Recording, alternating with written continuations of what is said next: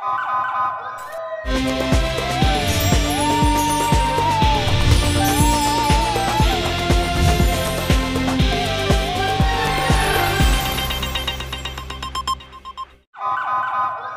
पहले नजर डालते हैं अब तक की बुलेटिन। पत्तों की नवाही गांव हंजराए खोर्द और हंजराए कला में गंदगी के ढेर लग गए। सीवरेज सिस्टम नाकारा हो गया। गलियों बाजारों से गुजरना महाल। एमपी व एमएनए वोट लेकर गायब। हंजराए खोर्द में जगह जगह गंदगी के ढेर। सीवरेज सिस्टम नाकारा। लोगों को गलियों बाजारों से गुजरना महाल।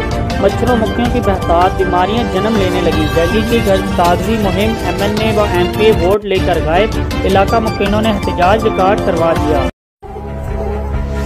डेंगू एक मच्छर से फैलने वाली बीमारी है, क्योंकि डेंगू वायरस की परवरिश साफ साकित पानी में होती है।